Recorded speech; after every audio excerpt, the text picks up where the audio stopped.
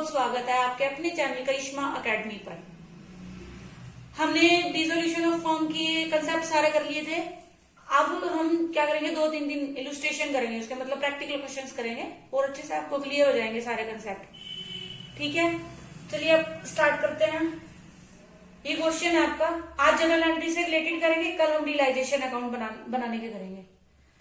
Pass journal entries of the firm P and Q after the various assets other than cash and outside liabilities have been transferred to realization account। क्या कह रहा है वो कि journal entry करनी है किसकी, P and Q फर्म की, आफ्टर द वेरियस एसेट्स, यानी कि वो ये कह रहा है कि कैश को छोड़कर सारी एसेट्स और जो लाइबिलिटीज है आउटसाइड की वो क्या हो चुकी है, रियलाइजेशन में ट्रांसफर हो चुकी है।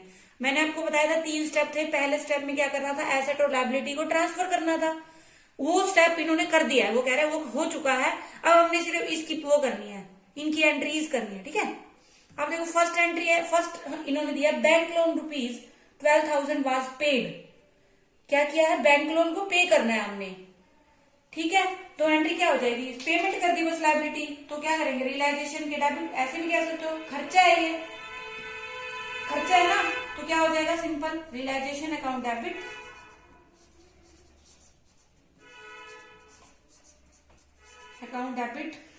टू कैश कर लो, बैंक कर लो, कुछ भी लिख लो, मर्जी है, वो क्वेश्चन के ऊपर डिपेंड करता है।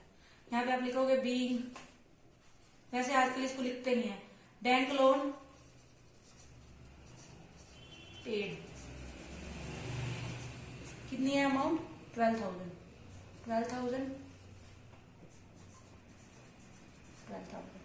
ठीक है, फर्स्ट एंट्री दी है। अब है हमारी सेकंड एंट्री।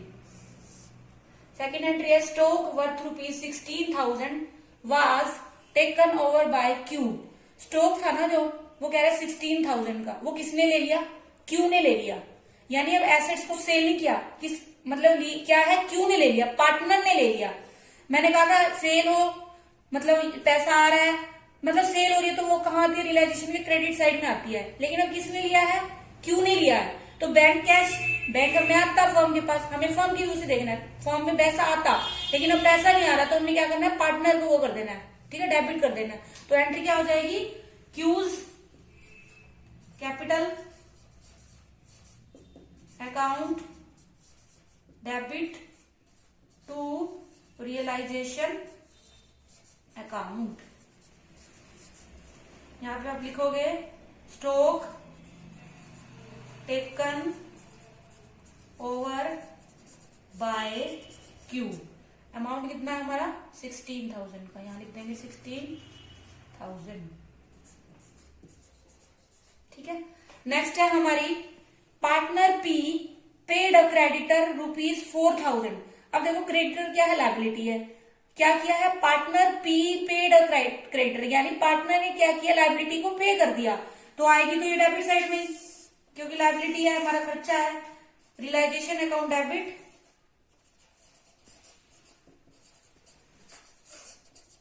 डेबिट टू क्या हो जाएगा, P's capital account, P's capital account. कितना अमाउंट है, 4,000।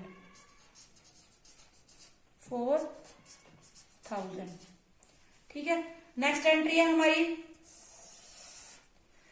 Fourth entry, an asset not appearing in the books of realised ₹1,200। इसको अनरिकॉर्डेड एसेट भी कहेंगे। वो ये कह रहा है कि एक एसेट थी जिसको बुक में नहीं दिखाया हुआ था, मतलब बुक में उसकी एंट्री नहीं थी, मतलब जो हमारी बैलेंस शीट है उसमें दिखाया नहीं हुआ था, लेकिन उससे हमें ₹1,200 रिसीव हो गए, मतलब रियलाइज हो गए, यानी वसूल हो गया, आप ऐसे कह सकते हो। जब ये क्या है, अनरिकॉर्डेड एसेट है, तो आपको बस कैश रिसीव हो रहा है फर्म के अंदर। ठीक है, तो आप एसेट की एंट्री कर दोगे, बस bank account debit to, bank लिख दो, कैश कर दो, एक ही बात है, दोनों में से कुछ भी कर सकते हो। Bank account debit, cash account debit to realisation हो जाएगा आपका। ठीक है,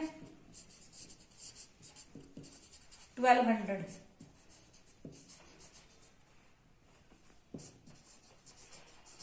ठीक है, नेक्स्ट है हमारी expenses of realisation ₹2,000 were paid by Q. अब क्या है, एक्सपेंसेस है रियलाइजेशन के। नेक्स्ट है expenses of realisation 2000 were paid by Q. वो कह रहे कि रियलाइजेशन एक्सपेंसेस थे, ठीक है, वो 2000 रुपए थे, किसने पे कर दिए? क्यू ने पे किए, यानी ये क्या है? लायबिलिटी ऐसे कह लो। और वो किसने पे किया? क्यू ने किया। खर्चा है, आएगा तो रियलाइजेशन में ही, डेबिट साइड में आएगा।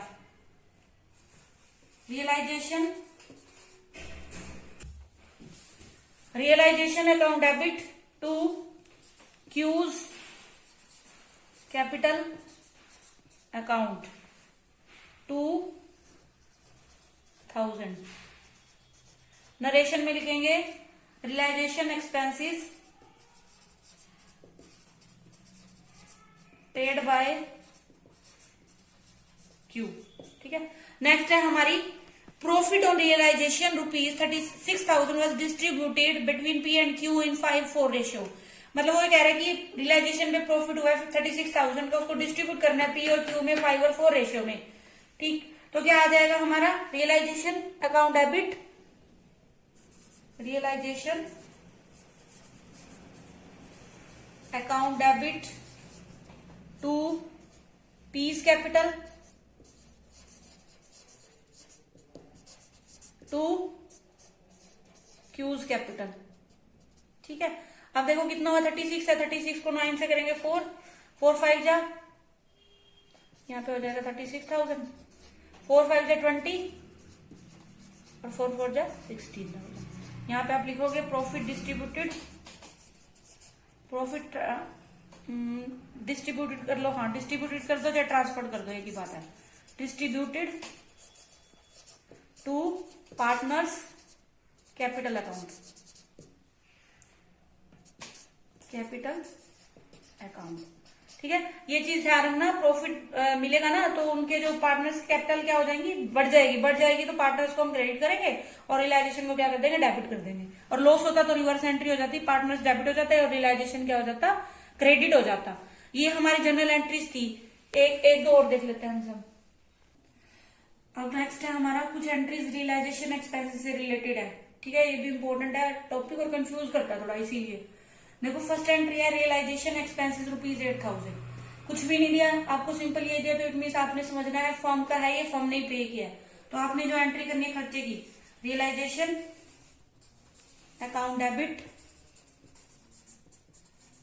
To realisation account debit to cash, ठीक है। कितना है ये हमारा? 8,000। यहाँ पे क्या लिख दोगे? रियलाइजेशन एक्सपेंसेस पेड, बस। अब नेक्स्ट है हमारा realisation expenses ₹10,000 paid by Tushar.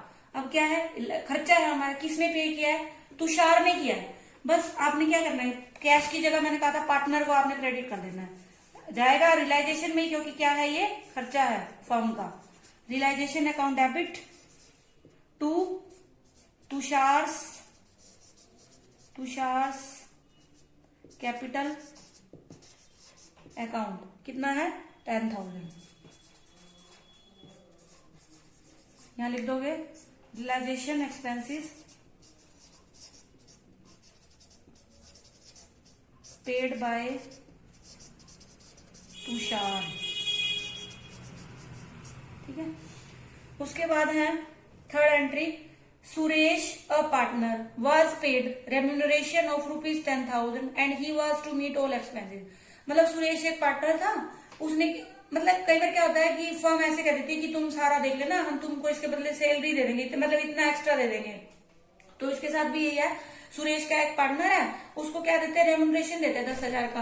बाकी जितने भी खर्चे होंगे ना वो उठाएगा, मतलब जितने भी रियलाइजेशन से रिलेटेड होंगे, मतलब जितने भी वसूल एसेट्स को सेल करने में या लाइबिलिटीज को पे करने में जो भी खर्चा आएगा वो ये उठाएगा। फर्म उसको क्या करेगी? सिर्फ 10,000 दे देगी, ठीक है। तो आपने इसकी एंट्री करनी है 10,000 की। रियलाइजेशन एक्सपेंसेस जितने हो रहे हैं उससे हमें कोई लेना देना नहीं है, हमें तो इसकी एंट्री करनी है अपनी फर्म में, ठीक है। तो एंट्री क्या हो जाएगी? Realisation account debit to Suresh capital account 10,000, बस यहाँ पे लिख दोगे रियलाइजेशन रेम्यूनरेशन, यहाँ पे क्या लिखोगे, रेम्यूनरेशन पेड नहीं की, यहाँ पे लिखोगे transfer to Suresh capital account, ठीक है, ट्रांसफर किया, ठीक है, transfer to Suresh capital account, ठीक है। नेक्स्ट देखते हैं। नेक्स्ट देखो, इसको थोड़ा ध्यान से करना है, ये थोड़ी सी वो है कंफ्यूजन वाली, ठीक है। देखो, वीरू अ पार्टनर, वीरू एक पार्टनर है, was paid remuneration of ₹15,000 and he was to meet all expenses। यहाँ तक तो वही है कि वीरू पार्टनर है, उसको रेम्यूनरेशन देनी थी 15,000, सारे खर्चे वो उठाता, ठीक है। लेकिन साथ में उसने दिया actual expenses amount ₹20,000 which were paid by the firm. असली में खर्चा कितना हो गया, 20,000 हो गया, और जिसको किसने पेड किया, फर्म ने पे किया, ठीक है।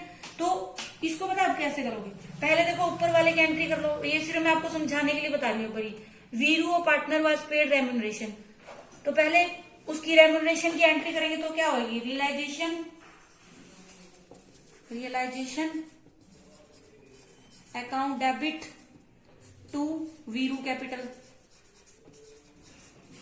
ठीक है। कितने से हो जाएगी एक बारी, तो ये 15,000 से। उसके बाद क्या है, उसने बोला है जो एक्चुअल एक्सपेंसेस थे वो किसने पे किए हैं, फर्म ने पे किए हैं, फर्म ने पे किया, तो इसकी एंट्री ऐसे होगी, Veeru's capital account debit to bank कह लो, ये कितने से हो जाएगा, 20,000 से। अब हमें क्या करना है, इस दोनों एंट्री से एक कंबाइंड एंट्री निकालनी है आपको, ठीक है। ऐसे भी आप कर सकते हो, लेकिन ये ना लॉजिक सा समझ नहीं आ रहा है इसमें, ये हमने अलग अलग कर दी। ये पहले उसको हमने अपने 15,000 उसको दे दिए, उसको क्रेडिट कर दिया, ठीक है। अब क्या किया है, उसने 20,000 फर्म ने पे किया, तो वीरू से वापस लेने हैं 20,000, तो इसकी कंबाइंड एंट्री आप ऐसे बना सकते हो, realisation account debit, realisation account debit. देखो रियलाइजेशन पे तो कोई इफेक्ट नहीं पड़ रहा, 15,000 से ये क्या होगा, डेबिट होगा, ठीक है। अब देखो वीरू कितने से हुआ, 15,000 से क्रेडिट हुआ है, और किससे डेबिट हुआ है, 20,000 से डेबिट हुआ, 5,000 इससे हमने अभी और लेने हैं, तो वीरू को 5,000 से क्या कर दो, डेबिट कर दो, वीरूज कैपिटल अकाउंट डेबिट टू क्या हो जाएगा, बैंक हो जाएगा, यानी यहाँ 5,000 लिख दोगे आप, और ये 20,000, ऐसे एंट्री होनी है, ये एंट्री बननी है इसकी, ठीक है। ये मैंने सिर्फ आपको समझाने के लिए बताया। देखो पहले उसने बोला वीरू पार्टनर था, ठीक है, उसको 15,000 फर्म ने देने थे, और बोला था कि सारे खर्चे जो है ना वो तुम देखोगे, यानी उसने बोन करने थे सारे वीरू ने, और एक्चुअल में क्या हुआ, फर्म ने पे किया, और खर्चा भी क्या हो गया, ज्यादा हो गया, 20,000 कुछ किसने किया, फर्म ने किया। तो आपने समझने के लिए मैंने आपको बता दिया, पहले ये एंट्री होती 15,000 की, रियलाइजेशन टू वीरू, यानी वीरू को दे दिया 15,000, ऐसे कह लो, ट्रांसफर कर दिए। उसके बाद वीरू से वापस भी तो लेने, वापस कितने लेने, 20,000, क्योंकि बैंक वो फर्म ने पे किया है, वो 20,000 वापस लिए, तो इसका जो इफेक्ट पड़ रहा है ना वो ये पड़ रहा है, रियलाइजेशन 15,000 से ही होगा, ठीक है, क्योंकि हमने उसको देने हैं, असली खर्चा 15,000 का है, और वीरू से 5,000 वापस लेने हैं, क्योंकि बैंक हमारा फर्म का कितना गया, 20,000 रुपए गया टोटल, ठीक है। इसकी ये एक कंबाइंड एंट्री बनेगी। वैसे मैंने समझाने के लिए आपको दोनों बता दिए एक बार, ठीक है। इसको आप एक दो बार देखोगे ना और अच्छे से समझ आ जाएगी आपको ये, ठीक है। अब नेक्स्ट देखो, नेक्स्ट एंट्री है, Gauri a partner was allowed remuneration of ₹25,000 and she was to meet all expenses, firm paid an expense of ₹5,000। वो ही कह रहा है, गौरी पार्टनर है, उसको रेम्यूनरेशन देनी थी 25,000, और बाकी वो सारे खर्चे खुद उठाती, और फर्म ने क्या किया, 5,000 रुपए पे किया, firm paid an expense of ₹5,000, ठीक है। अब देखो इसका भी सेम, जो भी वीरू वाली की तरह सेम उसके जैसी एंट्री है, एक कंबाइंड एंट्री करनी है उसकी। आप ये भी कर सकते हो, कोई दिक्कत नहीं है, पर इससे नेट इफेक्ट पता नहीं चलता। अब देखो पहली एंट्री क्या होगी, 25,000 की, तो वही realisation account debit to Gauri's capital account, यानी कि उससे 25,000 हमने उसको देने थे, ऐसे कह लो। उसके बाद गोरीज कैपिटल अकाउंट टू बैंक हमने, और 5,000 जो फर्म ने खर्चा उठाया हम उससे वापस लेंगे, इसलिए हमने उसको डेबिट कर दिया यहाँ पे 5,000 से। तो उसने क्या किया, एंट्री में नेट इफेक्ट डाल दिया, रियलाइजेशन तो 25,000 से ही होगा, क्योंकि और कोई इसका डेबिट, सिर्फ डेबिट आई है एंट्री के अंदर। अब देखो गौरी क्या है, 25,000 से क्रेडिट है, और 5 से क्या डेबिट है, तो इसमें से इसको 5,000 लेस करके, यानी 20,000 से ये क्रेडिट हो जाएगी, और बैंक 5,000 से क्रेडिट हो जाएगा। इसकी एंट्री क्या बनेगी, net realisation account debit to Gauri's capital to bank account, ठीक है, ये एंट्री होगी इसकी, ठीक है। ये दो एंट्री कंफ्यूजन वाली है, इसको अच्छे से देख लेना। मतलब ये तो इनका मैंने समझाया कि ऐसे होगी, ये इसका नेट इफेक्ट है, एंट्री ये होगी। ठीक है, आई होप आपको समझ आया होगा। अगर नहीं आया तो ये आप एक दो बार देखोगे ना, अच्छे से समझ आ जाएगा आपको। ठीक है, और मेरे वीडियोस को देखते रहे, लाइक करते रहे, शेयर करते रहे, सब्सक्राइब करिए। Thanks for watching.